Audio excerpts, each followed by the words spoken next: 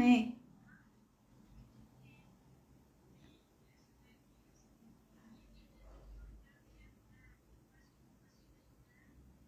Ah, internet, né? Por causa do tempo, né? Deve estar chovendo aí. Aqui tá chovendo também. A gente é vizinha, né?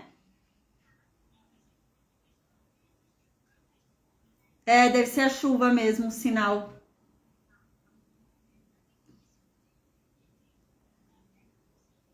Amém. Glória a Deus que deu certo.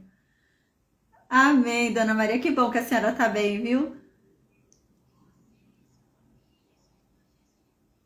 Eu tô bem, graças a Deus, minha família também. Meu marido tá bem, tá se recuperando, graças a Deus, já tá cicatrizando, né? Os pontos, graças a Deus, já não tá mais saindo sangue. Graças a Deus ele tá se recuperando. Obrigada, viu, Dona Maria, por perguntar. Deus te abençoe. Amém, Dona Maria. Deus te abençoe imensamente. Muito obrigada pelo carinho, viu? Amém, amém, amém. Glória a Deus, gente. Que a paz do nosso Senhor Jesus Cristo esteja conosco, né? Amém. Pessoal do Facebook, do Instagram, do YouTube, pessoal do Meet, a Dona Maria de Lourdes, né? Amém. A Maria Oliveira, amém. Né? O pessoal que vai acompanhar a aula pelo grupo de WhatsApp, né? No áudio, amém. Que Deus nos abençoe e nos guarde, em nome de Jesus, amém. Hoje a gente vai falar sobre Jeremias 50, né? Na verdade, Jeremias 50 e Jeremias 51 é um rumo só, né? É uma ida só. Então, Jeremias 50 e 51 são juntos. Mas são dois capítulos muito longos. Não dá pra gente ler num dia só, né? Sempre que eu conseguir emendar aquilo que é junto, eu emendo no mesmo dia.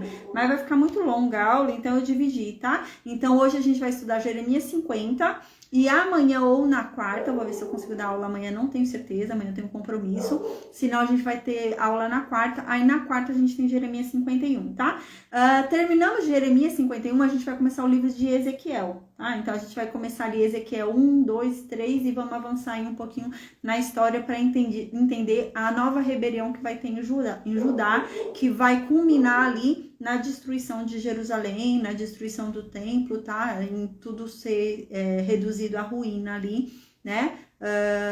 Que só vai depois ser reconstruída mais para frente ali, né? Com Esdras, bem mais para frente ali Ai, meu Deus, tá na ponta da minha língua, esqueci o nome dessa pessoa. Gente, esqueci o nome dele. Eu falei esses dias na aula sobre ele, eu esqueci o nome dele. Ele é neto de Jeconias. Salatiel. Zorobabel. Zorobabel, amém, tá? Então a gente vai avançar aí na história, glória a Deus, amém. Então vamos lembrar aí para entender o sentido do que Jeremias está falando, tá bom? Amém. Eu vou orar agora então e a gente começa a estudar aí o capítulo 50 do livro de Jeremias, tá? Amém. Deus, obrigada, Pai. Obrigada por mais um dia, Senhor. Obrigada pelo teu amor, pela tua graça, pela tua misericórdia. Obrigada por estarmos aqui, Pai, estudando a tua palavra, diante da tua santa presença e da tua santa palavra, para aprender mais de ti, para sermos transformados por ti, Deus. Obrigada. Senhor, nos perdoa os nossos pecados, Deus. Nos perdoa a nossa fraqueza, a nossa iniquidade, a nossa transgressão. E nos lava, Deus, nos purifica, nos limpa da nossa imundície, Deus. Nos dê um novo coração, nos dê uma nova mente, Pai. Que venhamos a andar pautados nessa palavra maravilhosa que nos traz vida. Que o Senhor venha, meu Deus, a nos guiar. Que o Senhor nos oriente, meu Deus, para que façamos o que é certo sempre, para que façamos o correto sempre, Pai. Em nome de Jesus, Senhor, amém. Que o Senhor nos conduza nessa jornada, que sejamos guiados pela Tua luz, que venhamos a buscar sempre a Tua presença, Senhor, amém. Deus, que o Senhor mude as nossas mentes, transforme as nossas mentes, nos dê a sensibilidade, Pai, de sermos transformados pela Tua palavra. Em nome de Jesus, que venhamos a Te buscar incansavelmente, cada vez mais e mais e mais, que sejamos sedentos da Tua presença e de Ti, assim como Moisés era, que sejamos sedentos da Tua palavra, assim como Davi era, Deus, que venhamos a Te buscar sempre, incansavelmente, assim como Moisés Te buscava, que venhamos a ler a Tua palavra com amor, com prazer, com zelo, assim como Davi fazia, Deus, que venhamos a meditar sobre ela, que venhamos a aprender com ela, em nome de Jesus, amém. Que o Senhor derrame sobre nós, Pai, em nome de Jesus, a tua sabedoria, porque a tua palavra diz que todo aquele que clamar a ti pedindo sabedoria, a receberá. Nós pedimos, Senhor, em nome de Jesus, nos conceda sabedoria para compreender a tua mensagem, sabedoria para sermos tocados por ela, sabedoria, Pai, para te buscarmos sempre, sabedoria para andarmos diante da tua presença e sempre com temor, porque o temor é o princípio da sua sabedoria e da sabedoria que há em qualquer lugar que seja, Deus, porque o Senhor é a própria sabedoria. Então que venhamos a ter sempre o temor a ti, Pai, em nome de Jesus, amém. Que o Senhor nos dê principalmente sabedoria para praticar a tua palavra, sabedoria para sermos Cristo na vida dos outros, sabedoria para sermos exemplo nessa terra, sabedoria para pregarmos essa palavra maravilhosa que nos traz vida e nos tem salvado. Que venhamos a ter sabedoria para evangelizar, meu Deus, para qualquer pessoa, para os nossos e para os de fora. Que o Senhor nos dê sabedoria, Senhor, para sermos a Bíblia viva que as pessoas lerão. Que tenhamos sabedoria para ganhar as pessoas através das nossas atitudes, através do nosso exemplo, Deus. Em o nome de Jesus, amém. Que o Senhor nos livre de todo mal, Pai. Que o Senhor, meu Deus, derrame sobre nós do teu Santo Espírito e que venhamos a ser cheios do teu fruto. Que venhamos a experimentar cada vez mais do teu caráter e que venhamos a ser cada vez mais parecidos contigo. Em nome de Jesus, amém. Que o Senhor nos livre de todo mal. Amém. Amém, amém, amém. Glória a Deus. Então, vamos lembrar o que está acontecendo aí em Jeremias 50? Jeremias 50, a gente está no 4º ano do reinado de Zedequias. Vamos lembrar? Zedequias ele começou a reinar em 597 a.C. O que aconteceu em 597 a.C.? Houve a resposta à rebelião de Jeoaquim, né? Então a gente lembra que Jeoaquim começou a se rebelar lá no ano 601 a.C. Deixa eu só pôr uma pessoa aqui para entrar. A paz, Isa, seja bem-vinda. Amém. A gente lembra que no ano 605 a.C., né, Jeoaquim começou a reinar, né? No ano 605, não, mentira, no ano 609, né? A gente lembra que Josias morreu, 3 meses depois de Josias, Jeoacás reinou ali, né? E depois de Jeoacás, a gente lembra que ele foi levado prisioneiro lá para o Egito pelo faraó Neco, e então faraó Neco colocou o Jeoaquim, né, o rei Jeoaquim, como rei de Judá, no ano 609 a.C., tá? E a gente lembra que até o ano 605 a.C., Judá serviu ao Egito, né? Então a gente lembra que Judá pagava tributos ali para o Egito desde o ano 609 a.C. até o ano 605 a.C. E no ano 605 a.C., então, houve a grande batalha de Carquemes, que foi a batalha onde a Babilônia derrotou o Egito e derrotou a Assíria. Então, diante dessa batalha, a gente lembra que a Babilônia conquistou todos os territórios que antes eram submetidos à Assíria e ao Egito, inclusive Judá. Então, no ano 605 a.C., Nabucodonosor conquistou Judá.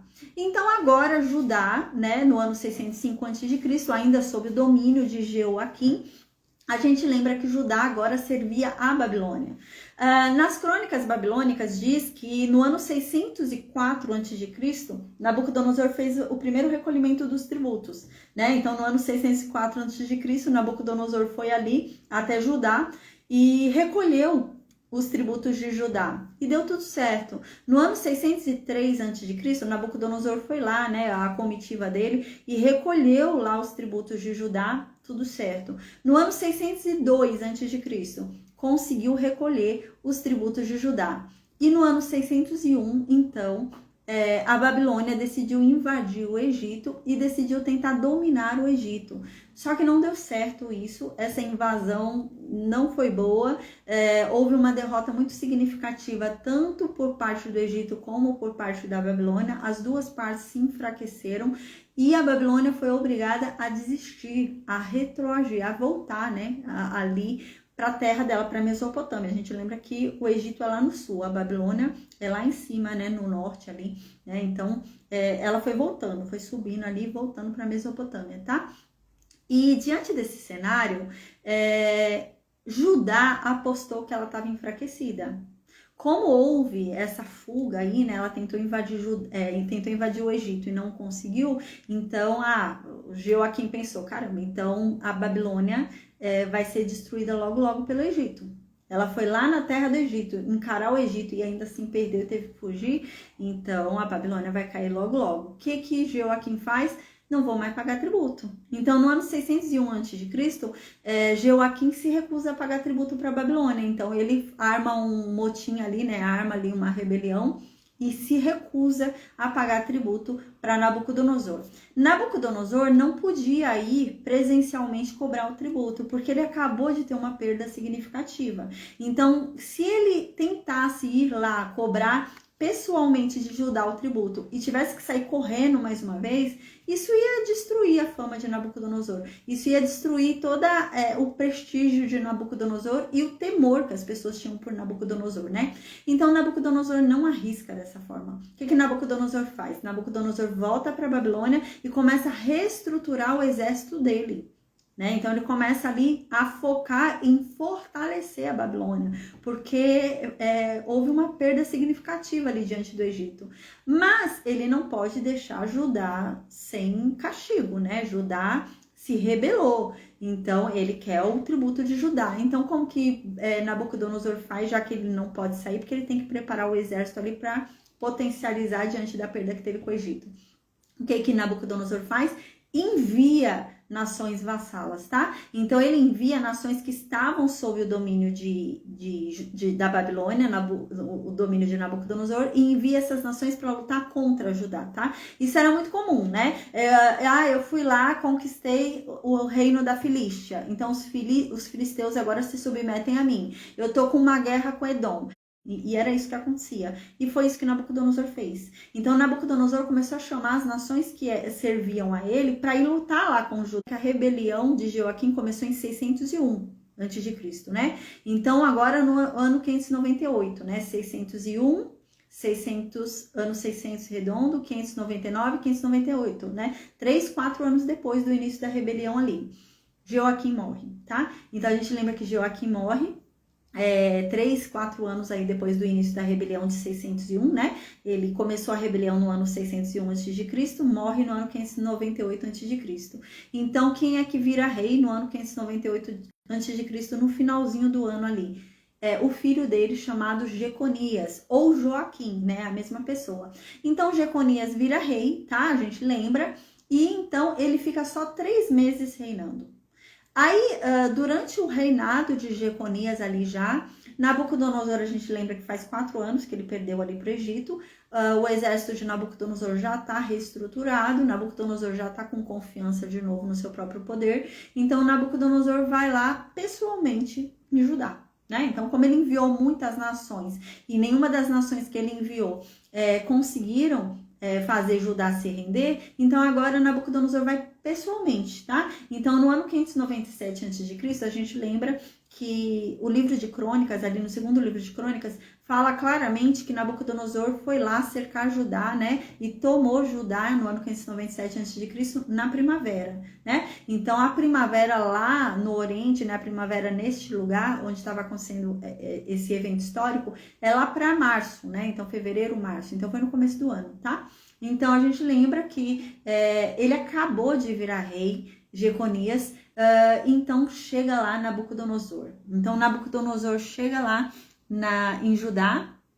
A paz, Lu, seja bem-vinda. Então, a gente lembra que Nabucodonosor chega pessoalmente, né? Não resolveu enviar nenhum dos seus vassalos, então ele vai lá pessoalmente. Então, ele chega lá pessoalmente para mandar Judá se render. Então, ele faz o cerco. A gente lembra que quando Jeconias ouve, e a mãe de Jeconias ouve que Nabucodonosor está ali fora, que ele veio pessoalmente para o cerco, eles ficam com medo. Porque fez o homem vir pessoalmente, né? Então agora o negócio vai ficar sério, né? O homem tá nervoso, o homem teve que sair lá da Babilônia para vir pessoalmente, porque eles não têm se rendido.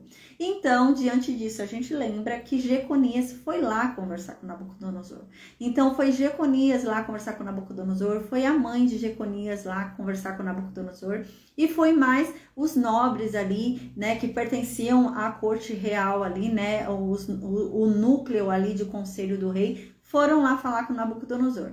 Quando eles foram lá falar com Nabucodonosor, a Bíblia diz que Nabucodonosor prendeu todo mundo, não quis saber de conversa, né? Então Nabucodonosor prendeu Jeconias, prendeu a mãe de Jeconias e prendeu todo mundo ali que era de apoio do rei, né? E mandou todo mundo para a Babilônia. Então Nabucodonosor tá virado já, entrou em Judá já com raiva, né? Com sangue nos olhos por causa da rebelião que já havia há 4 anos. Então Nabucodonosor, no ano 597 a.C., na primavera, né? Segundo o livro de Crônicas, ele entra ali na terra de Judá e ele entra, então, destruindo tudo, né? Não se fala muito em morte, né? Nessa segunda invasão. A última invasão tem mais morte que essa daí. Mas ele entra já nervoso por causa da rebelião que houve ali. Deu trabalho de 4 anos para ele essa rebelião, né? Então, agora ele já entra furioso. Ele leva os ouros que haviam ali, as riquezas que haviam ali, ele leva. Para quê? Para não servir de uma próxima rebelião, né? Porque era muito comum, nessa época, você contratar pessoas. Então, você ia lá, dava ouro para um determinado exército e o exército era comprado para atuar a seu favor, entende? Então, o que Nabucodonosor faz? Ele pega o tesouro do templo, pega o tesouro do palácio, leva o que tiver ali de estrutura ali financeira para o país não poder financiar uma rebelião, tá? Fora isso, o que Nabucodonosor faz? Ele leva todas as pessoas que poderiam ser, de alguma forma, incentivadores de uma rebelião. Qualquer pessoa que podia ser um possível líder ali, né? Ele leva. Então, ele leva ali todos os artesãos, leva ferreiro embora, leva pedreiro embora, leva todo mundo embora, assim, né? Pedreiro não, acho que o pedreiro vai ficar. Mas ele leva ali os ferreiros, leva os nobres, tá? Os estudados, ele leva todo esse povo embora para a Babilônia. Para quê? Para evitar próximas rebeliões, tá? Diante desse contexto, a gente lembra que ele levanta como rei o tio de Jeconias, né? O irmão do pai de Jeconias, que se chamava... na verdade, ele tinha um outro nome, Matanias, se eu não me engano. O nome dele é mudado para Zedequias, né? Então, a gente lembra que o nome dele foi mudado ali por Nabucodonosor para Zedequias. E ele é colocado no poder no ano 597 a.C., Zedequias, né? Então, Zedequias, o tio de Jeconias, foi colocado no poder ali em Judá. E Nabucodonosor levou todo mundo, todos os nobres, todos os estudados, todos os trabalhadores, assim, que tivessem um trabalho mais, né, qualquer pessoa que pensasse, assim, tivesse uma estratégia de pensamento um pouco maior, ele leva, né? E quem é que ele deixa em Judá agora, Nabucodonosor? Só os pobres. Então, os extremamente pobres é que ficam em Judá, tá? E além dos pobres que ficarem em Judá, quem é que fica em Judá?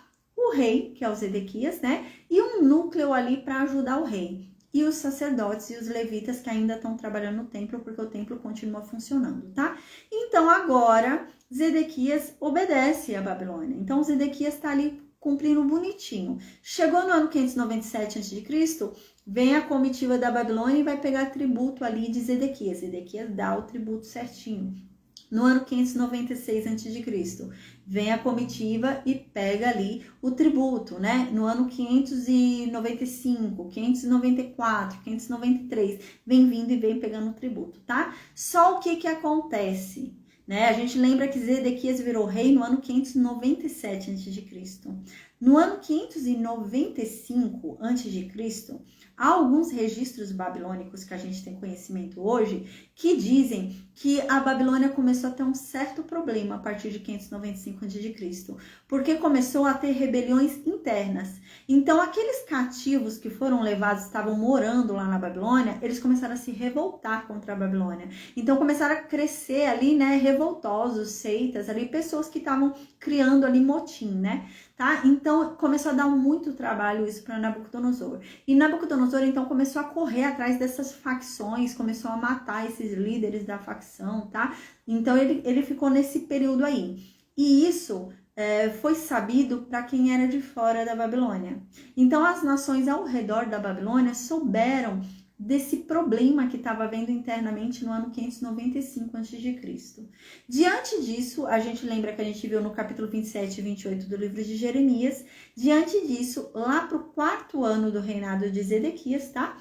Então, qual que é o 4º ano do reinado de Zedequias? É lá para o ano 594, ano 593 a.C., tá? Então, lá para o ano 594 a.C., 593 a.C., algumas nações decidiram se unir para lutar contra a Babilônia. Como eles começaram a perceber que a Babilônia começou a ter um enfraquecimento interno, eles falaram, agora é o momento, porque ela já está fragilizada por dentro. Se a gente invadir, os revoltosos de dentro vão ficar do nosso lado e vão ajudar a gente a destruir a Babilônia. Então, eles criam uma coalizão ali, a gente lembra, tá? Então, Edom, Moabe, né? Sidom, Tiro, né? Eu acho que estou faltando algum que eu não lembro, mas são essas nações assim que elas começam a se unir ali para fazer essa coalizão. E o que acontece? É trazido mensageiros de todas essas nações para falar com Judá. Eles queriam que Judá também entrasse nessa coalizão contra a Babilônia, tá? Então, no ano 594, 593 a.C., chegam mensageiros de todas essas nações, a gente viu lá em Jeremias 27, chegam mensageiros de todas essas nações para falar com o rei Zedequias. E o que esses mensageiros querem? Que Zedequias entre na coalizão, tá? Então, que Judá também entre na coalizão e todas essas nações se unam e juntas vão lá e invadam a Babilônia e destruam Nabucodonosor. Dentro desse contexto, a gente lembra que Jeremias falou, no capítulo 27 e 28, que não era para eles se rebelarem. Jeremias falava, não é para vocês se rebelarem, porque a Babilônia não vai cair agora. Não é essa coalizão que vai derrubar a Babilônia. A Babilônia ainda vai ficar de pé por 70 anos. Não adianta nada disso. Vocês têm que se render, se submetam ao jugo de Nabucodonosor. Façam o que ele querem. Entreguem a ele o que ele pedir, mas não se revoltem. Se vocês querem ficar vivos, se submetam. Se vocês se revoltarem, vocês vão morrer. Jerusalém ainda pode ficar de pé. O templo ainda pode ficar de pé, se vocês se submeterem a Nabucodonosor. Mas se vocês se rebelarem contra Nabucodonosor, Jerusalém será só ruínas. E Jeremias falou isso no capítulo 27 e 28, a gente lembra, tá? Então, Jeremias começa a pregar sobre isso, que essa coalizão não compensa. Não se rebelem, não acreditem nisso daí. Não vai dar certo. Judá não vai ser liberta. Vai ser pior ainda para Judá. Judá vai ser destruída, tá? Vocês não vão destruir Nabucodonosor, não vão derrotar Nabucodonosor. E a gente lembra que Jeremias está pregando sozinho, né? Porque só ele é profeta de Deus ali. Ninguém mais prega de acordo com o que Deus manda. E então, neste contexto, surgem vários profetas falsos. Então, Jeremias está sozinho pregando. E vem um monte de profeta falso e começa a pregar. Não, se rebelem sim, gente. Rebelem sim, porque Nabucodonosor está caindo. Deus mandou avisar que em 2 anos Nabucodonosor cai. Deus mandou avisar que o cativeiro é só de 2 anos, já está perto do jugo ser quebrado. Se revoltem mesmo. E um monte de profeta, tanto na Babilônia como ali em Jerusalém, estão pregando o contrário do que Jeremias está pregando. Então Jeremias envia carta para a Babilônia e fala, gente, não se rebelem na Babilônia, fiquem quietos, se submetam, porque o cativeiro é longo, vocês vão ter filhos e netos aí na Babilônia. Não, busquem a paz desse lugar, porque se esse lugar tiver paz, vocês terão paz. E Jeremias pregando isso lá na Babilônia, através de cartas, e pregando em Jerusalém pessoalmente. E esses profetas falsos falando o contrário do que Jeremias falava.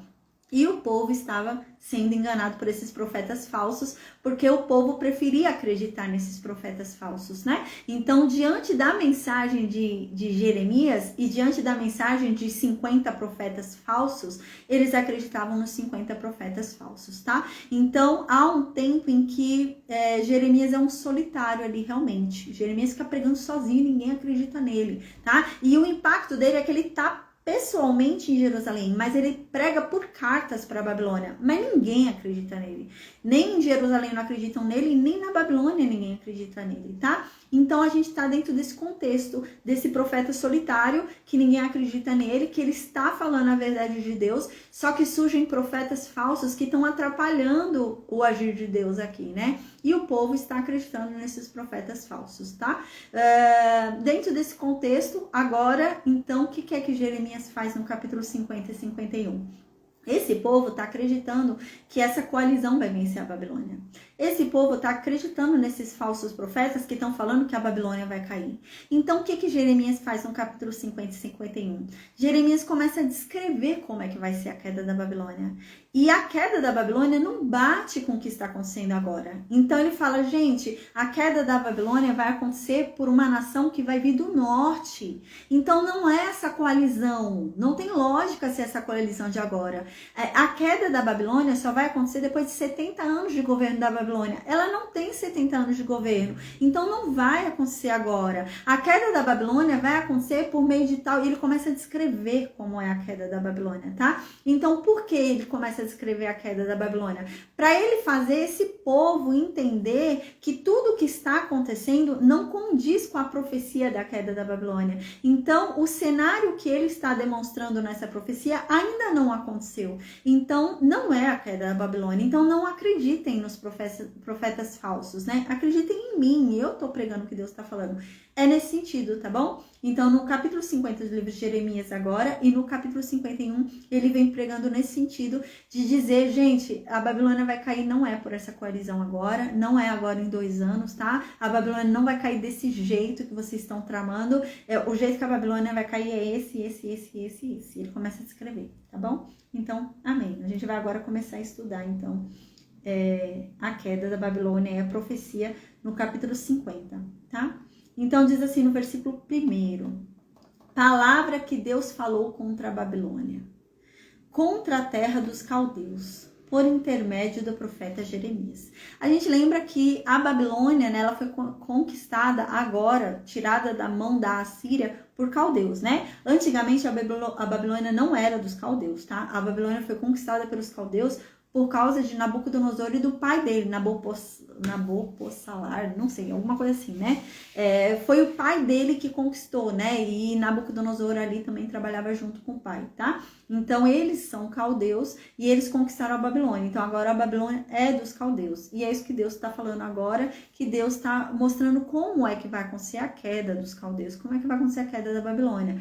Para ficar muito claro que não tem nada a ver com o que os profetas falsos estão falando.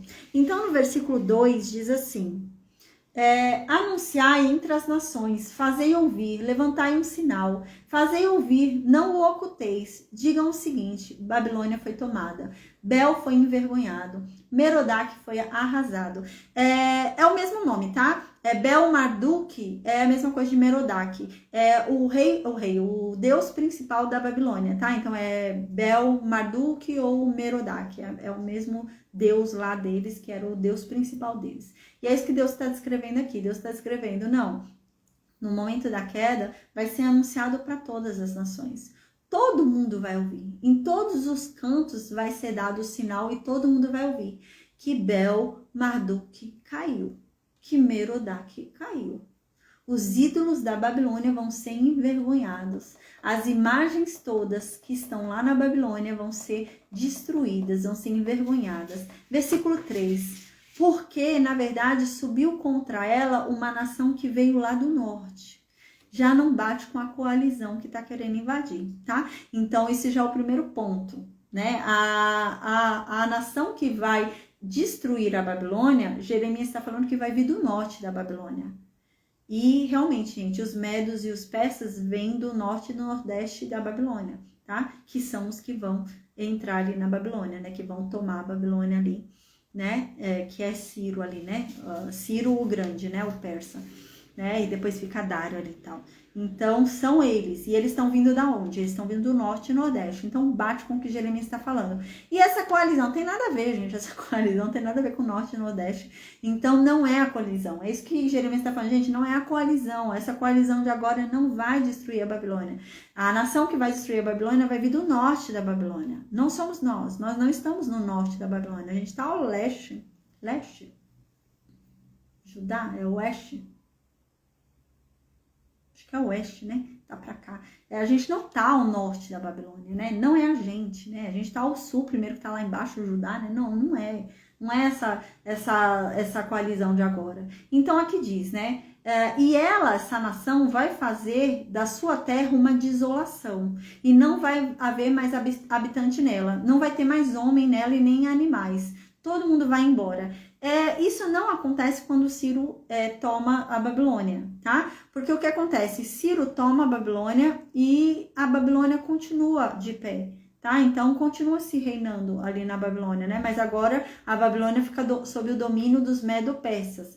Mais pra frente, quando o Império Grego destruiu o Medo-Persa, né? Tomar o Império dos Medo-Persas ali por meio de Alexandre o Grande, quando Alexandre toma a Babilônia da Pérsia, né? Ele tenta reconstruir a Babilônia e tenta manter a Babilônia ainda viva, tá? Só que não dá certo. Fica meio esquecida ali, a Babilônia vai ficando meio de lado. Mais pra frente, quando o Império Romano toma a Babilônia das mãos, né, do Império Grego de Alexandre ali, né, na verdade, do resultado de Alexandre, né, mas Alexandre já não era mais. Mas quando ele pega ali a Babilônia do Império Grego, Roma também não estrutura a Babilônia. Então, a Babilônia acaba ficando esquecida, deixando de lado, ninguém mais vai morando lá, ela vai sendo só ruínas, tá? E isso vai acontecendo realmente. Hoje, a Babilônia, né, ela é encontrada ali no Iraque, mas hoje ninguém mora lá, hoje é só ruínas, tá? Então, se cumpriu o que tá dizendo aqui, né? Então, hoje, se você vai procurar ali a localização da Babilônia hoje, são ruínas ali no Iraque, tá? Então, no versículo 4 diz: naqueles dias, naquele tempo, assim diz Deus, os filhos de Israel virão, eles juntamente com os filhos de Judá. Eles caminharão chorando e procurarão a Deus, o Deus deles. Neste momento, quando a Babilônia cair, eles voltarão chorando para Jerusalém e se lembrarão do Deus deles. E não só o povo de Judá, mas o povo de Israel também. Vamos lembrar? O povo de Israel, o povo de Judá, a gente está separado desde o ano 900 e pouco antes de Cristo. A gente está no ano 597, não, 593 antes de Cristo, a gente está aqui, né? A gente está em 593, 594 antes de Cristo. O império, o reino de Judá e o reino de Israel se separaram desde lá do ano 900, né? 900... 800, 700, 600, faz mais de 300 anos que eles estão separados, né? O reino de Judá, o reino sul e o reino norte. E aqui Deus está falando que eles vão voltar juntos, que eles vão se unir de novo. Deus ainda vai fazer eles serem uma nação só, como era no tempo de Davi, tá? Gente, a gente vê, a Bíblia fala sobre Judá voltando, né? Quando a gente for estudar lá pra frente, quando a gente for ver o decreto de Ciro ali, quando a gente for ver a volta do pessoal ali, né? A primeira volta e a segunda volta depois de Esther ali, quando a gente for ver, a gente vai ver que a Bíblia fala sobre a volta de Judá, não fala sobre Israel, tá? A gente lembra que Israel foi levado por quem? Pela Assíria, tá? E Judá está sendo levado pela Babilônia. Então, a Bíblia não fala pra gente muito sobre Israel. Não fala pra gente se eles voltaram realmente juntos, tá? Não traz essa informação pra gente. A gente deduz que sim, né? Que Ciro deixou o povo voltar, o povo daquela terra sagrada, ele reconheceu aquele Deus, né? E deixou o povo daquela terra voltar. E o povo de Israel também estava sob o domínio de Ciro, né? Então, assim como Ciro conquistou a Babilônia, Ciro também conquistou o território que era da Síria. Então, ele também estava sob domínio sobre Israel, né? Então, ele tinha o domínio de Judá e de Israel. Ciro. Então, realmente, o povo também estava alcançado, podia voltar? Podia, mas a Bíblia não fala pra gente sobre isso, tá? A Bíblia não dá esse detalhe pra gente que o povo voltou junto. Mas uma informação que é bem importante e mostra pra gente que eles voltaram é que mais pra frente, quando eles forem construir ali o templo, quando forem construir os muros, tal, quando forem reconstruir Jerusalém, os samaritanos vão querer ajudar. Né? Então, samaritanos, que é o povo do Reino Norte. A partir de então, a gente vai ver eles sendo chamados só de samaritanos. Eles não vão ser mais chamados de Israel, tá? E tem uma explicação sobre isso, que é uma explicação, na verdade, de mistura de povos, né? Então, eles se misturaram. Então, eles se misturaram com muitas nações, então não se sabe mais se realmente são genuinamente israelitas, ou se são só outras nações que se misturaram e estão indo lá falando que são israelitas e não são, né? Então, o povo de Judá reconstruindo a cidade de Jerusalém, e eles querem ajudar, e Judá não deixa, tá? Então, essa é uma informação aí que a Bíblia traz pra gente, né? Eles voltaram, tá? Mas eles não são reconhecidos por Judá como um povo legítimo descendente de Abraão, por causa das misturas que houve ali, tá? Então, mas aqui há uma promessa de que eles ficariam unidos novamente, que eles voltariam, né? E realmente a gente viu que os samaritanos depois acabam voltando, tá? Então, no versículo 5 diz: eles perguntarão por Sião, em direção a ela estará a sua face. Venham, vamos nos unir a Deus por uma aliança eterna, que não será esquecida. Aqui está dizendo, nesse momento, eles não vão querer mais ficar separados, não vão querer mais ficar divididos entre Reino Sul e Reino Norte. Eles vão querer voltar a ser uma nação só. Eles vão querer fazer isso por Deus e andarem na presença de Deus. Eles vão buscar a Deus verdadeiramente depois disso. Eles não vão querer buscar outros deuses, porque eles vão ter aprendido a lição. Realmente, quando os samaritanos voltam, eles querem ir para Jerusalém, eles querem ir para o templo, eles querem voltar a adorar a Deus. Mas os judeus não deixam, eles são impedidos. E é por isso que mais para frente, lá quando a gente for falar sobre a samaritana lá no poço, né? Ela adora a Deus, o Deus do templo de Jerusalém, ela adora a Deus lá no Monte Gerizim. Porque eles são proibidos, os judeus não deixam eles voltarem. Eles querem adorar a Deus lá em Jerusalém, mas os judeus não deixam, tá? Eles impedem eles de entrarem lá. E é isso que Deus está falando aqui, eles vão me buscar. E realmente havia essa sede dos samaritanos de buscar ao Deus verdadeiramente, né? E a gente observa isso pela conversa da samaritana no poço. Mas, infelizmente, há esse impedimento, porque os judeus não deixam eles entrarem em Jerusalém, tá? Então, aqui no versículo 6 diz: ovelhas perdidas era o meu povo, seus pastores as fizeram errar, as montanhas as desorientaram, elas foram de montanha em colina e esqueceram o seu redil. Deus está dizendo aqui, né? Na verdade, amém, amém, Guilherme, amém, glória a Deus, amém, a paz. Então, no versículo 6 diz, né? Ovelhas perdidas era o meu povo, seus pastores as fizeram errar, as montanhas as desorientaram, né? Então, aqui Deus está falando, esse povo, na verdade, era como ovelha perdida. A culpa não é da ovelha que se perdeu, a culpa é do pastor que não cuidou dela. A ovelha não sabe o que faz. Na verdade, a culpa do meu povo tá como tá, é a culpa dos governantes, é a culpa dos líderes, é a culpa das autoridades que tinham a função de orientar meu povo e não orientou certo. Então, o meu povo está perdido por culpa de seus líderes, é isso que Deus está dizendo. Então, eu vou fazer eles voltarem, né? Então, aqui diz, os pastores do meu povo é que fizeram eles errarem. As montanhas desorientaram o meu povo. Que montanhas são essas? As montanhas onde eles começaram a adorar os ídolos, tá? Então a gente lembra que eles erguiam altares em montanhas, né? Então essas montanhas acabaram desorientando eles. Então, em vez dessas montanhas ajudarem como eles achavam que ajudava, esses ídolos, né? Na verdade, eles tiraram eles do caminho. Então, essas montanhas enganaram eles, desorientaram ele, e por isso que esse povo ficou como ficou. Eles foram de montanha em colina, né? Eles ficavam pulando de montanha em montanha. E era assim realmente, né? Essa montanha vamos adorar Baal. Nessa montanha aqui vamos adorar a Será. Nessa montanha aqui vamos adorar a Marduk. Estou tentando lembrar aquele outro deus lá que sacrificava filho. A Moloque. Vamos adorar, né? E assim eles foram pulando de montanha em montanha e se perderam. Esqueceram, né? Aí aqui diz algo muito bonito. Esqueceram o seu redil. O que é redil? Redil é porto seguro. Eles ficaram pulando de montanha em montanha, sendo orientados por pastores ruins, orientados maus, e pulando de montanha em montanha, adorando Deus pagão, ídolo em ídolo, acabaram se esquecendo do que era o porto seguro deles, que é Deus. Acabaram se esquecendo do templo, né? Aí no versículo 7 diz: todos os que as encontravam as devoravam. Seus inimigos diziam: não somos culpados, porque eles foram quem pecaram contra Deus.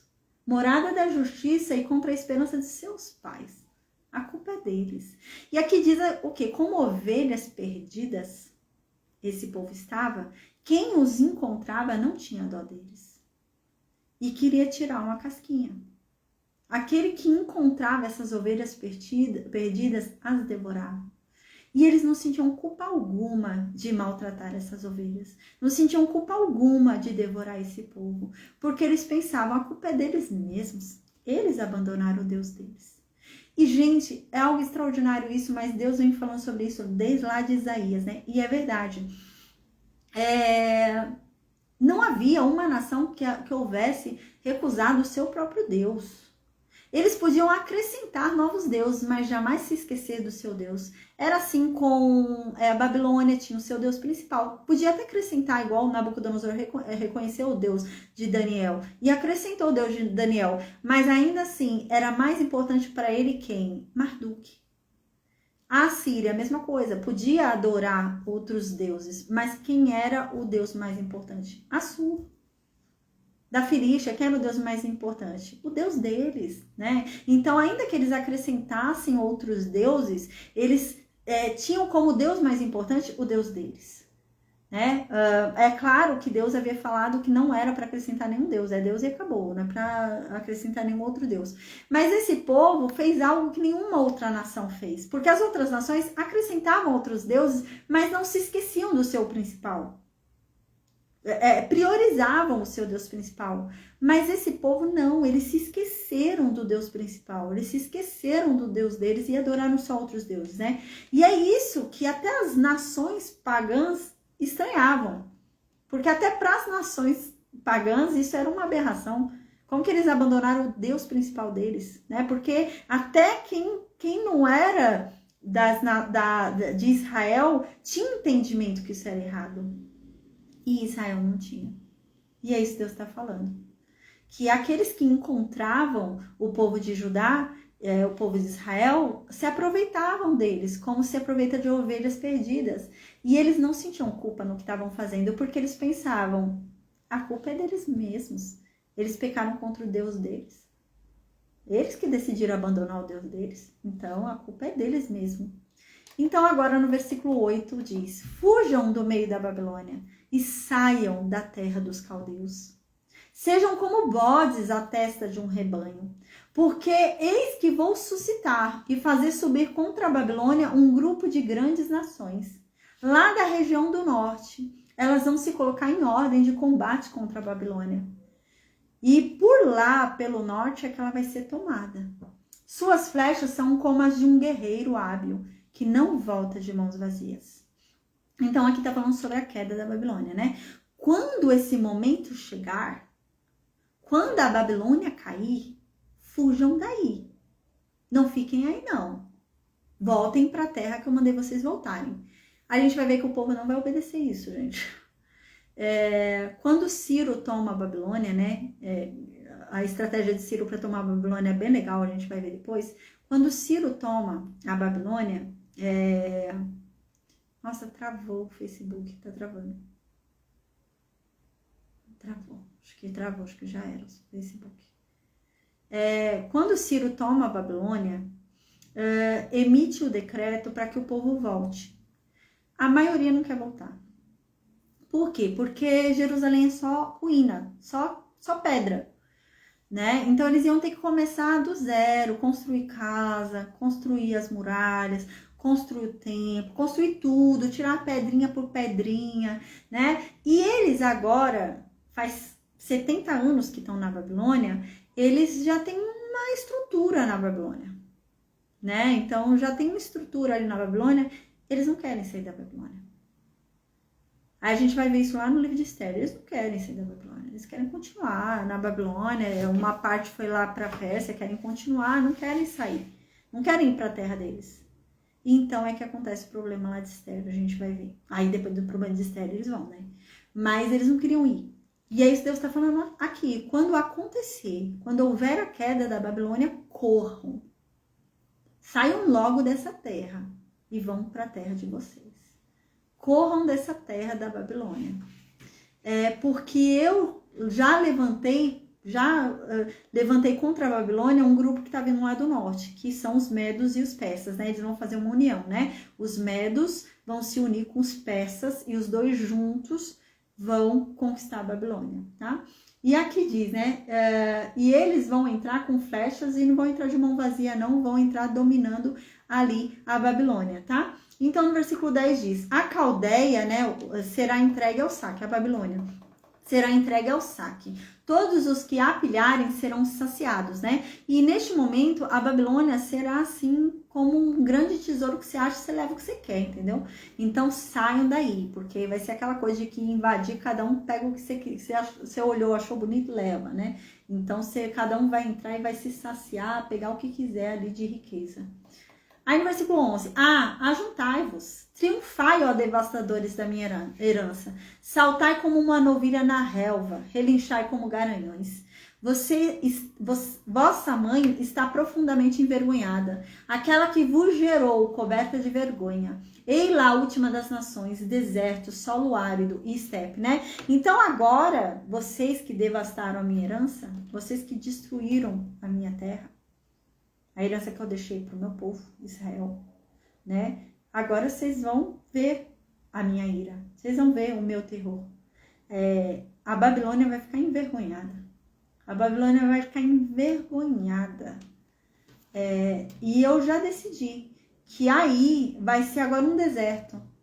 Vai ser um solo árido, né? Vai ser uma cidade abandonada. E foi o que eu disse, né? Isso vai se cumprindo gradualmente, né? Então não é cumprido isso de imediato, tá? Então isso é cumprido aí com o passar do tempo. Isso é cumprido aí com o passar do tempo, tá bom? Então no versículo 13 diz: por causa da cólera de Deus, ela não será habitada, será uma devastação total. Quem passar pela Babilônia se espantará e assobiará diante de todas as suas feridas. Como eu disse, hoje, se você for visitar a Babilônia, né? A Babilônia tá lá no Iraque e é só ruínas. Você não encontra nada ali, tá? É só destroços. No versículo 14, ponde-vos, né? Mas isso foi o que eu falei, a Babilônia ainda continua essa cidade até ali Roma, tá? Mas assim, nos Medo-Persas ainda fica um pouquinho ali com a Babilônia. Quando vem a Grécia, o Império Grego, já começa a ser um pouquinho abandonada a Babilônia. Quando entra Roma, e é abandonada de vez e hoje é a ruína que é. Então, no versículo 14 diz: ponde-vos em ordem de combate em redor contra a Babilônia.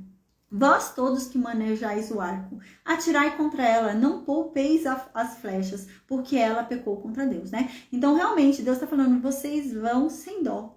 Eu quero que todos os que trabalham com arco e flecha entrem sem dó contra a Babilônia, porque ela não é inocente. A Babilônia não é inocente. E ela pecou contra mim. Ela pecou contra Deus. E realmente a gente vai ver o pecado dela contra Deus, né? A Babilônia acaba pecando contra Deus. A Babilônia, ela vira um símbolo, né?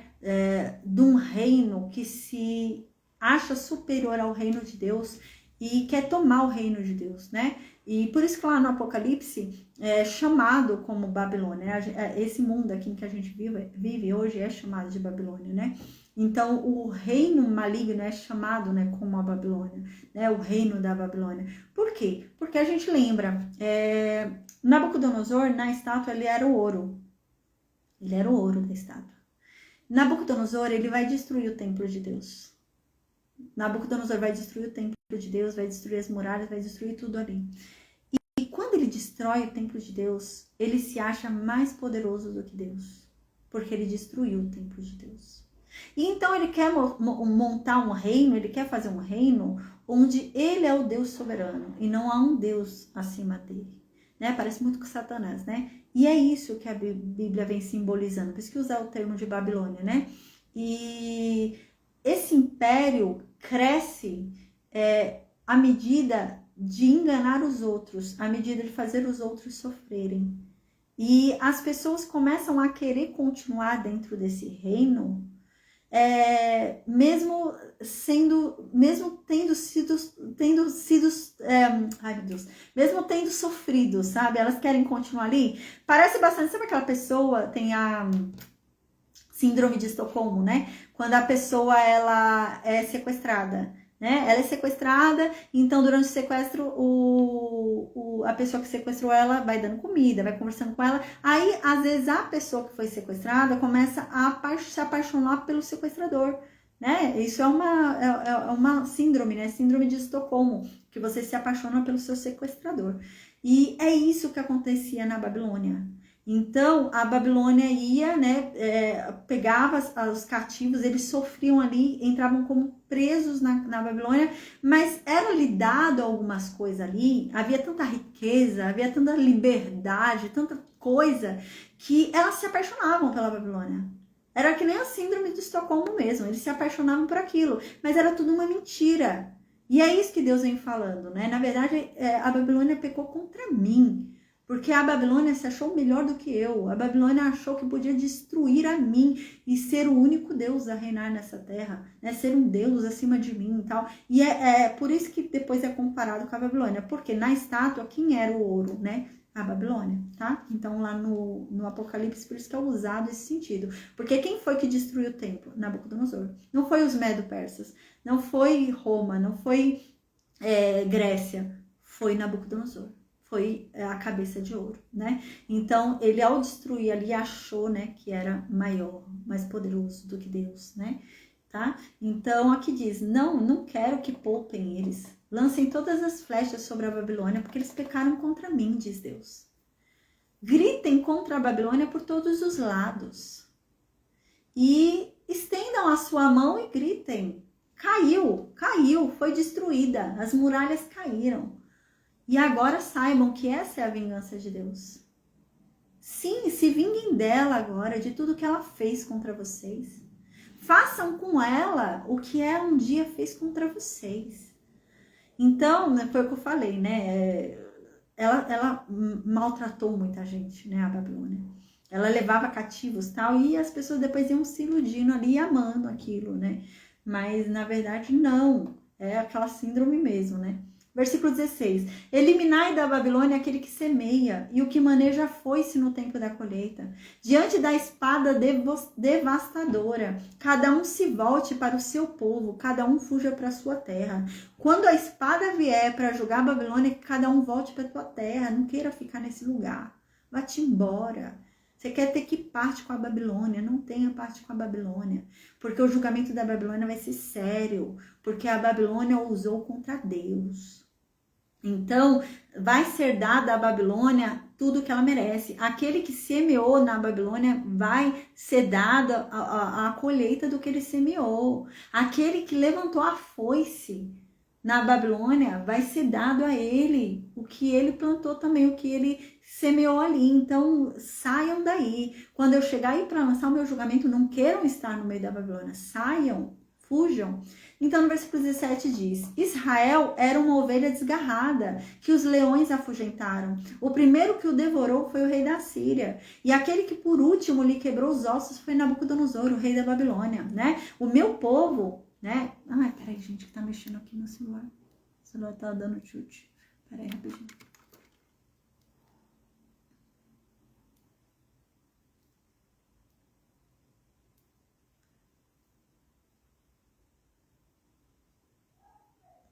Peraí, gente.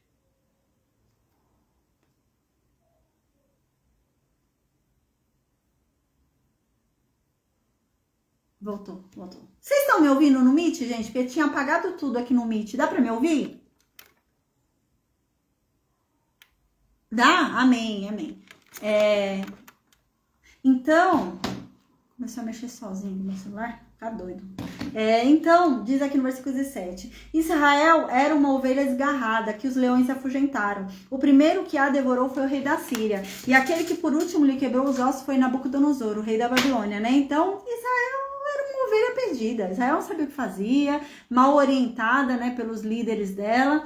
Então, Israel foi uma perdição ali. E o primeiro que se aproveitou disso foi a Síria, que levou meu povo. E o segundo é a Babilônia, que está agora também, né, fazendo isso, levando meu povo. Mas o julgamento vai vir sobre eles, né? Assim como eu julguei a Síria, eu vou julgar também a Babilônia. É isso que diz agora no versículo 18. Diz assim: por isso, assim disse o Deus dos exércitos, o Deus de Israel: eu vou castigar o rei da Babilônia. Eu vou castigar a terra da Babilônia, assim como eu castiguei a Síria. Eu vou fazer com que Israel retorne ao prado dele, né? O que é prado, né? Retornar para o seu repouso, para o seu pastoreio, entendeu? Voltar para sua terra. Eu vou fazer com que eles voltem para a terra deles. Eu vou fazer com que eles voltem a pastar no Carmelo e em Baçã, né? Eu vou fazer eles voltarem para a terra que eu dei a eles. E lá eles vão pastar. E lá eles vão ter descanso, na terra deles. Lá na montanha de Efraim, lá em Gileade, eles vão ser saciados pela abundância da terra. Versículo 20. Naqueles dias e naquele tempo, diz Deus, procurar-se-á a iniquidade de Israel e não vai existir mais. Os pecados de Judá, mas não serão encontrados, porque eu perdoarei o que deixei como resto, né? Então, nesse momento, eu vou perdoar o meu povo. Quando eu fizer com que eles voltem, eu perdoarei o meu povo e não se encontrará mais pecado neles, porque eles verdadeiramente vão ter mudado. Eles verdadeiramente vão me buscar, vão se transformar. Peraí, gente, tá dando de novo erro aqui. Eles vão mudar, vão se transformar verdadeiramente, né? Mas isso não funciona. A gente vai ver mais pra frente, depois que o templo tiver sido reerguido e tal, não vai ter resolvido isso não. E é essa questão, né, que vem vindo desde lá do livro de Isaías, Jeremias, né? Eu prometo a vocês que eu darei a vocês um novo coração. Então vocês me obedecerão. Né? Porque o que falta para vocês é um coração disposto a obedecer, né? Mas eu derramarei sobre vocês o meu espírito e ele trará a vocês, né, a capacitação para a obediência, tá? Então é isso que a Bíblia vem desenhando para a gente, né? É esse desenho que a gente vem observando, que é... Ai, gente, saiu do Meet, peraí.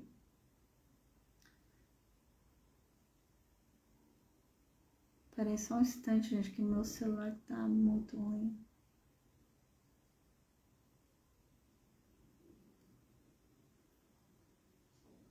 Peraí só um instante. Ai, meninas, voltei. Esse celular tá doido, ele fica mexendo sozinho, voltei. Vocês estão me ouvindo? Tá. Dá pra ouvir, né? Tá bem? Amém, amém. Então, a Bíblia diz isso, né? A gente lembra que lá em Isaías a gente leu isso, Jeremias diz isso, né? Que a Bíblia vem mostrando isso. Há um problema muito sério, porque o cumprimento da lei não transforma os corações. Então, por mais que eles ficassem ali ofertando diante do altar, fizessem tudo o que a lei diz, tudo o que a lei manda, o coração deles não era mudado, não era transformado, né? Então, havia a necessidade de se ter um coração disposto a obedecer e eles não tinham.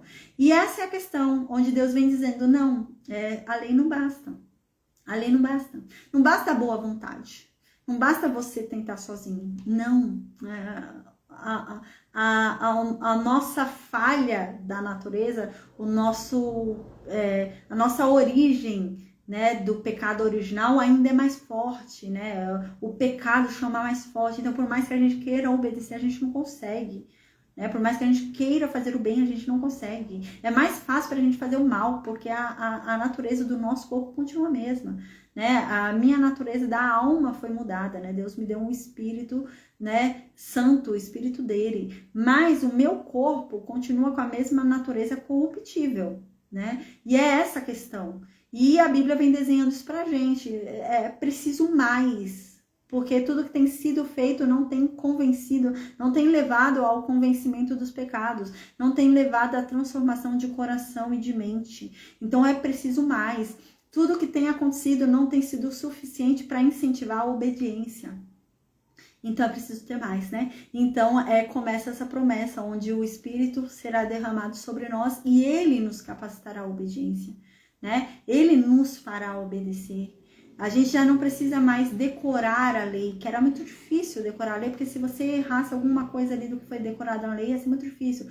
Não, mas há uma promessa que você não vai precisar mais decorar a lei.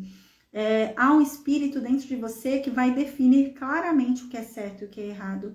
Então, a lei vai estar escrita dentro de você. Aquele Espírito dentro de você vai dizer, isso é certo, isso é errado. Faça isso, não faça isso. Então, a lei está escrita dentro de você e você vai saber claramente o que Deus quer e o que Deus não quer, o que é certo e o que é errado. O Espírito vai te guiar à obediência, o Espírito vai te capacitar a obedecer, porque eu mesma não consigo obedecer. A gente não consegue obedecer, porque há uma natureza ainda falha dentro de nós, mas o Espírito vai nos capacitar à obediência, né? Então, é isso. No versículo 20, isso não se cumpre, infelizmente, né? Quando eles voltam, eles continuam pecando. A gente vai ver isso, né? O livro de Malaquias lá pra frente e tal. Eles não conseguem cumprir. Então, o templo é reerguido, o templo é reconstruído, as muralhas são reconstruídas, Jerusalém volta a funcionar e eles voltam a pecar. Porque não houve uma transformação de coração. Eles não conseguem obedecer. Eles não conseguem entender o erro deles, eles não conseguem entender o pecado deles para que eles mudem. Eles não conseguem ter um coração disposto a obedecer, né? O coração duro deles. Mas e essa é a questão, né? Onde a gente começa a observar que não basta, eu sozinha não basta. Eu preciso do Espírito de Deus porque é Ele quem me capacita a obedecer.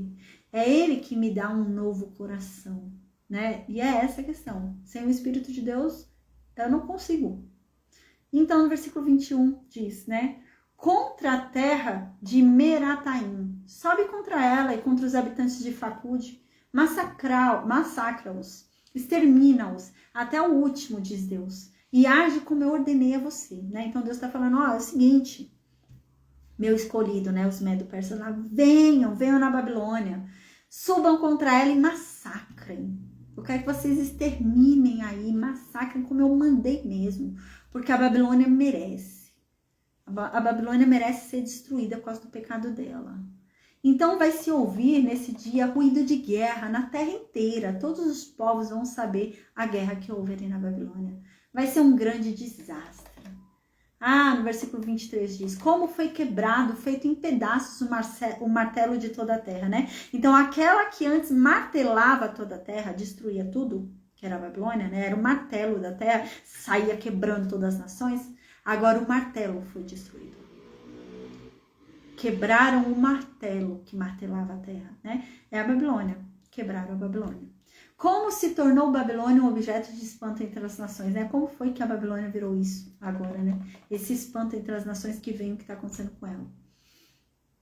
Foi o que eu disse, né? Quando a Babilônia é invadida pelo Ciro, a cidade não é destruída, né? A cidade não é destruída, tá? Ele continua ainda ali, o reino da Babilônia continua, não o reino da Babilônia, que agora vira um reino Medo-Persa, né? Mas ali ele continua a estrutura da Babilônia, tá? Mas assim, mata o rei, tudo, né? As pessoas e tal. Mas aquela estrutura da Babilônia, a cidade, continua agora sob o domínio do Medo-Persa, tá? Então, no versículo 24 diz, né? Coloquei-te uma armadilha e foste presa, ó Babilônia, mas tu não percebeste. Tu foste surpreendida e dominada, porque te insurgiste contra Deus, né? Então, você vai ser pega numa armadilha que você não vai nem perceber. Porque você se acha tanto, Babilônia. Você se acha tanto. Você se acha melhor do que eu. Você se acha o próprio Deus. Então, você vai cair numa armadilha. Você vai ser presa por ela que você não vai nem acreditar. Gente, quando o Ciro conquista a Babilônia, é muito extraordinária a estratégia militar dele.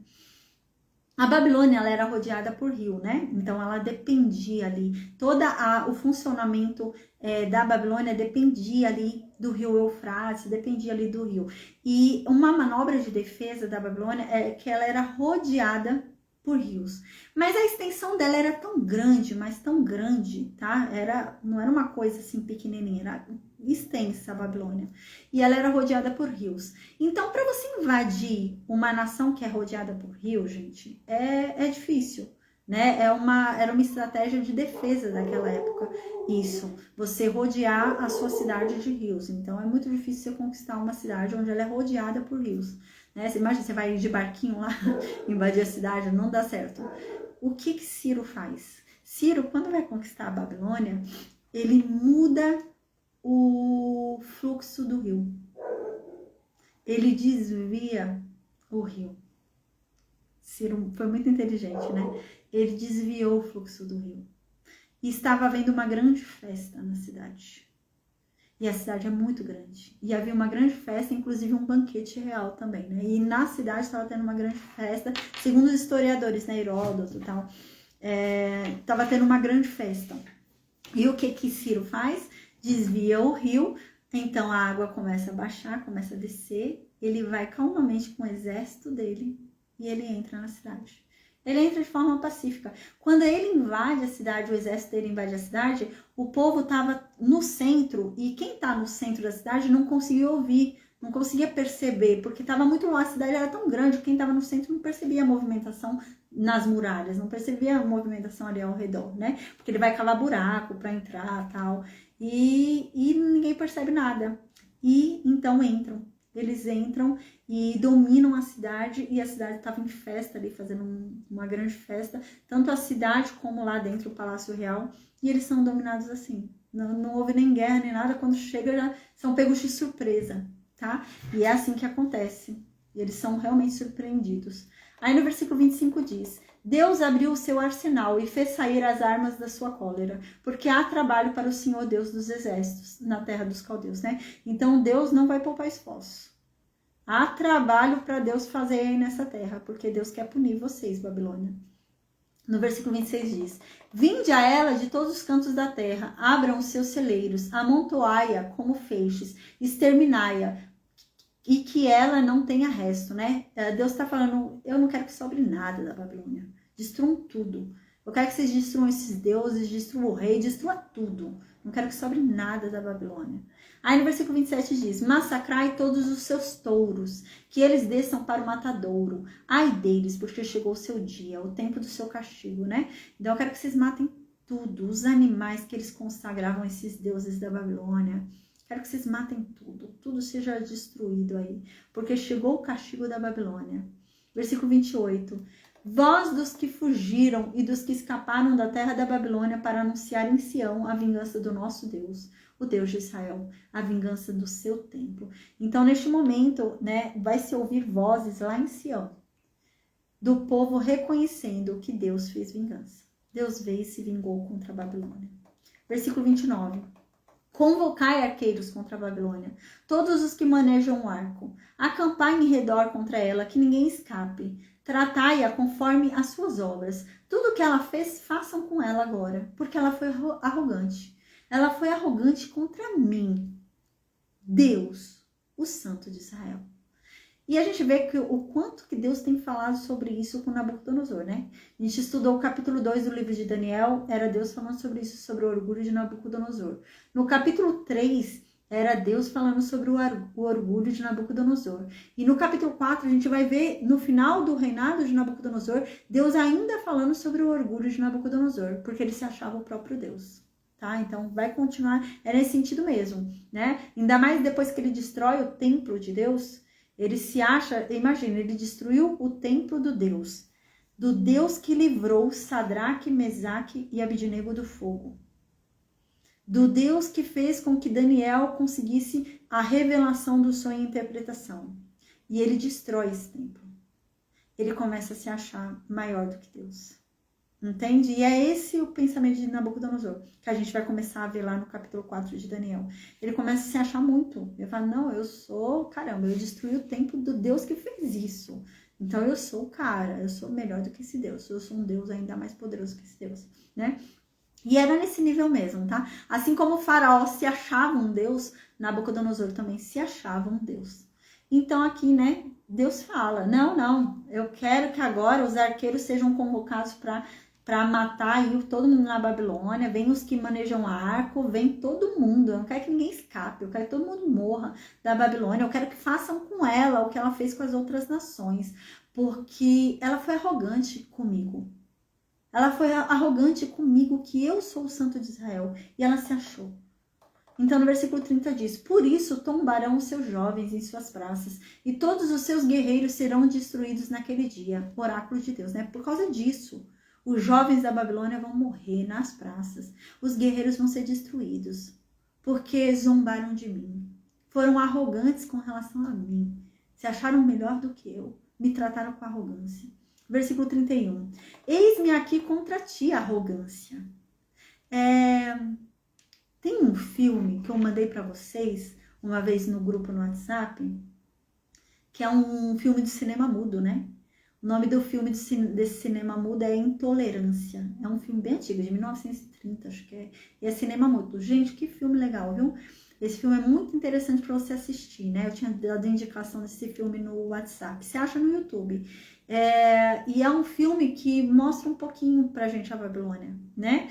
É claro que ali há uma contextualização meio hollywoodiana um pouco também, mas é legal pra gente ter uma ideia, tá? Então mostra ali de uma forma bem legal pra gente ter uma ideia sobre como era a Babilônia. E era aquele esplendor ali que mostra naquele filme mesmo. Essa é a impressão que a gente dá, que a gente tem realmente, né? E por isso tal arrogância. Né? Como ela era o ouro, ali a cabeça de ouro, né? E tanta riqueza ela conseguiu acumular das outras nações, ela se tornou grande realmente, né? Ela começou a se tornar muito arrogante. Ela se achou melhor do que Deus. Mas tudo que ela tinha foi por Deus. Deus a tornou o martelo da terra. Deus a fez com que ela dominasse as outras nações e tudo. E tudo que ela trazia para o reino dela foi por ordem de Deus, para Deus castigar todas as nações, né? Só que ela começou a se sentir demais. A arrogância começou a vir, né? Não, eu sou melhor do que Deus. Olha o tanto de tesouro que eu construí. Olha como eu sou bela. Olha como a Babilônia é linda. Olha que deslumbrante essa cidade, né? Por isso que aponta Satanás lá no Apocalipse, né? Por isso que é mencionada a Babilônia como a demonstração clara do reino de Satanás, né? Como sendo a Babilônia. Por causa disso, tá? Então, no versículo 31 diz, né? Deus fala, eu tô aqui.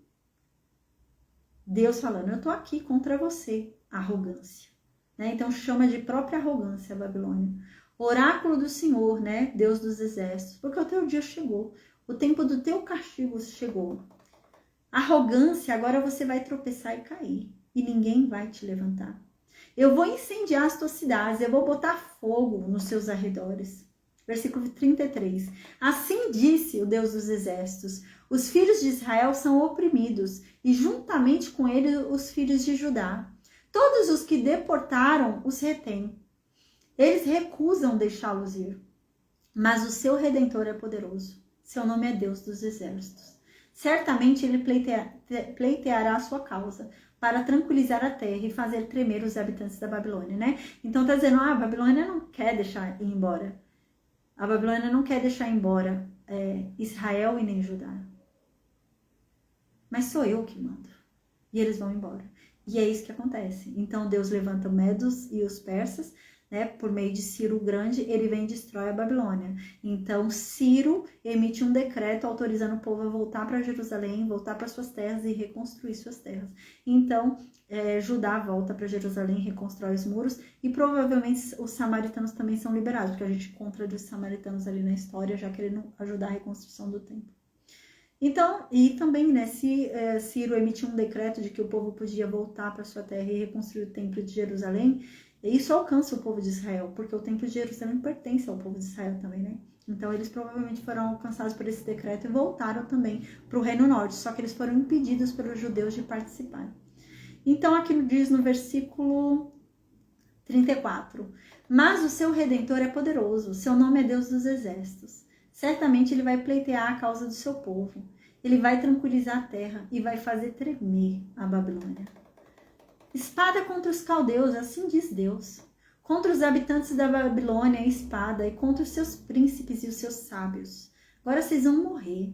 Eu tô com raiva, chegou a hora do seu castigo, né? A gente lembra que isso acontece só 70 anos depois ali com Ciro o Grande, tá?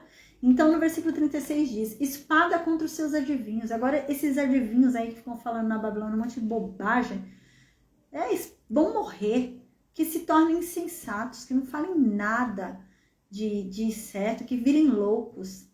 Espada contra seus heróis, que eles sejam aterrorizados, né? Aqueles que se julgam heróis, que se acham invencíveis, eles vão morrer de medo. E vai ser espada contra eles, vão morrer. Versículo 37. Espada contra seus cavalos e seus carros, e contra todo o amontoado de gente que está nela, né? É morte, é matar cavalo, é carro que vai ser destruído, é esse amontoado de gente, é espada contra todo mundo. Que vocês sejam como mulheres, morrendo de medo da guerra. Espada contra até seus tesouros, porque eles vão ser saqueados. Nem seus tesouros vão permanecer de pé. Eu estava dando uma lida nesse capítulo pela tradução NTLH, né? Nova tradução da língua de hoje, né? Essa tradução que eu uso aqui é a tradução mais parecida com o original, tá? Com o texto original em hebraico, que é a tradução da Bíblia de Jerusalém.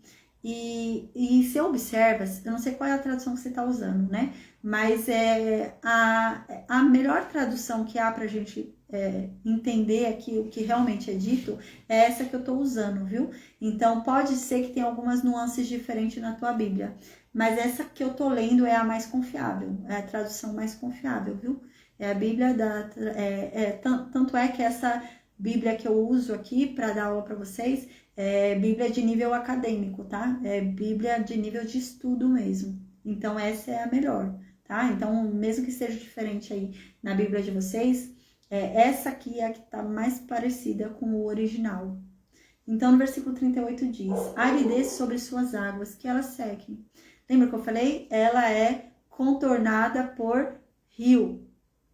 E o funcionamento vital da Babilônia é o rio. Se você corta o rio, corta o funcionamento da Babilônia. Ela dependia muito dos canais ali fluviais, tá?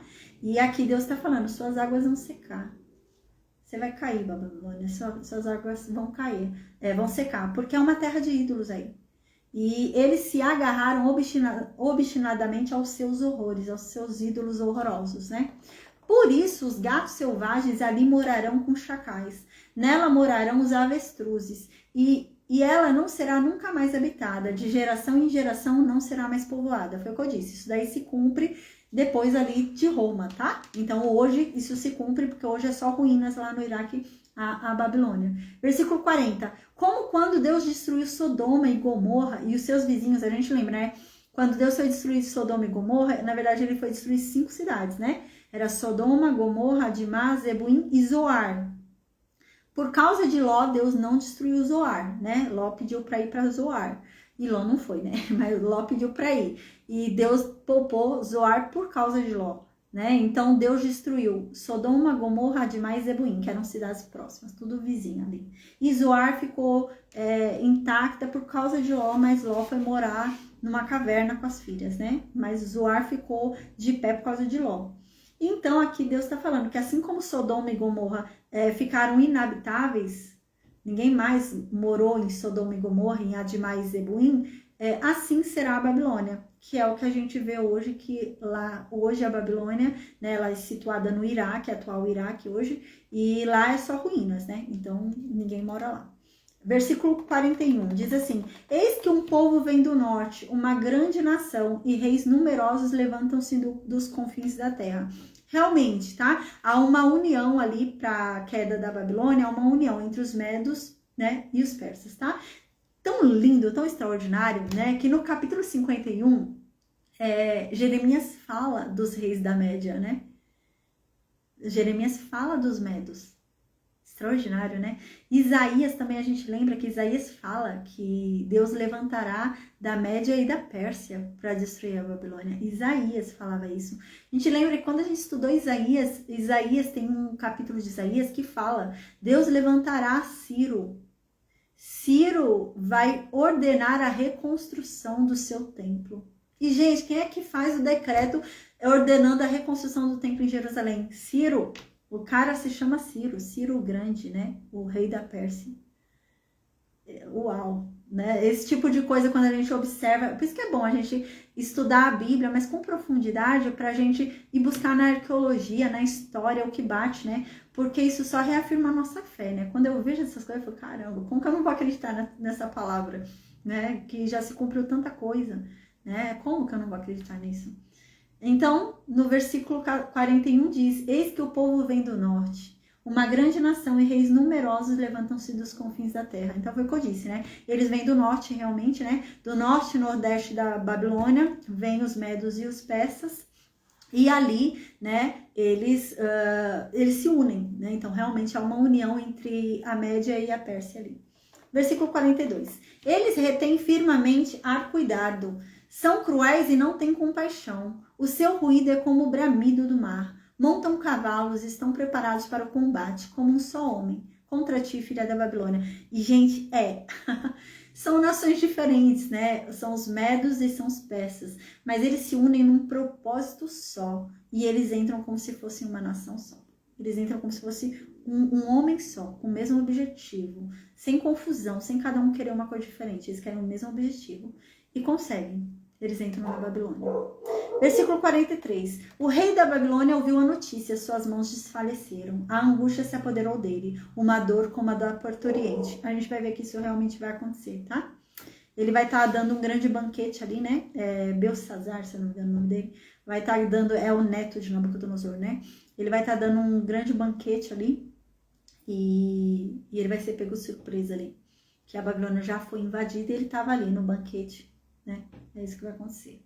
Versículo 44. Eis que como um leão ele sobe do matagal do Jordão para a pastagem sempre verde. Porque em um momento eu os expulsarei de lá e estabelecerei nela aquele que for escolhido.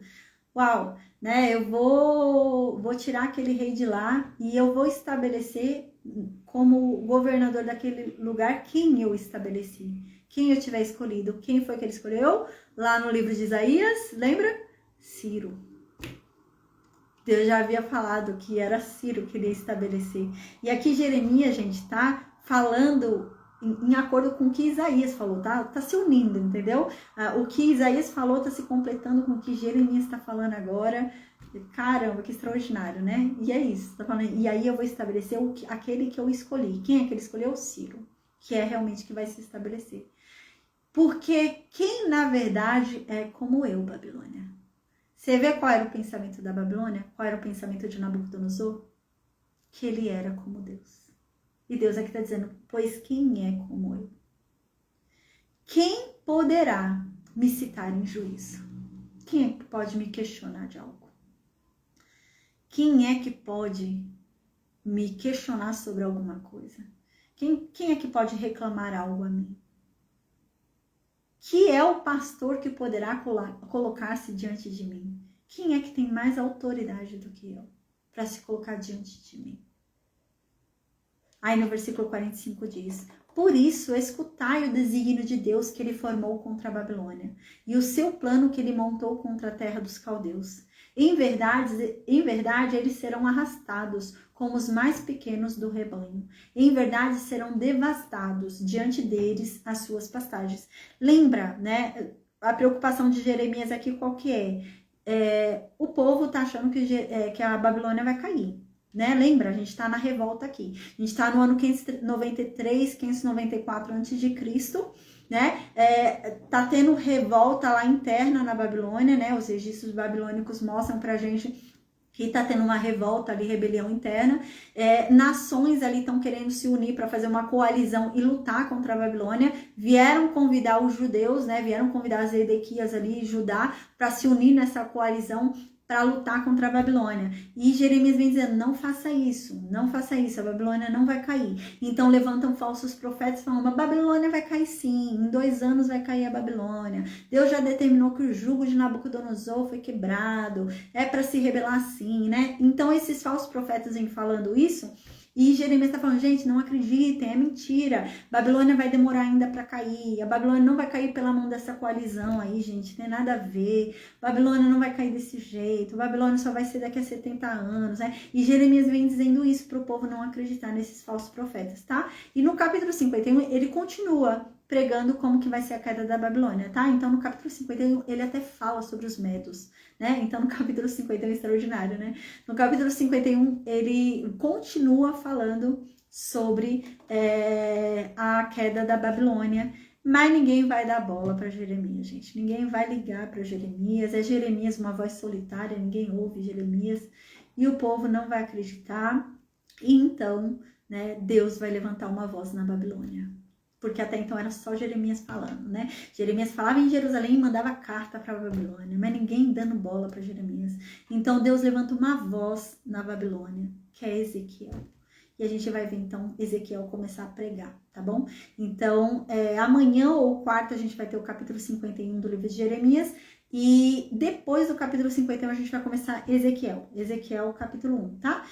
Eu falei para vocês sobre as fontes, né? Os registros lá, as fontes antigas, né? Que falam um pouquinho sobre isso, é interessante. Tem 2 escritores, tá? 2 historiadores aí, escritores, bem legal, que é Heródoto, Xenofonte e crônicas babilônicas, registros babilônicos, arqueologia aí, tá? Eles explicam como foi que a Babilônia ali foi tomada. Tem crônica também, as crônicas de Nabonido, tá? Nabonido era o pai de Belsazar, o que vai estar reinando quando Babilônia for conquistada por Ciro. Ele faz o registro, tá? Então ele faz o registro de como foi a destruição da Babilônia. Se chama As Crônicas de Nabonido. Também um documento ali, histórico, arqueológico, tá bom? Então, amém, gente. Glória a Deus, terminando nossa aula hoje, quase 50 versículos, né? Meu Deus, bem comprido, mas amém, glória a Deus. Aí amanhã ou quarta-feira a gente vai ler então Jeremias 51, tá bom? Amém. Que Deus nos abençoe e nos guarde, em nome de Jesus, amém. Vou desconectar o Instagram. Amém.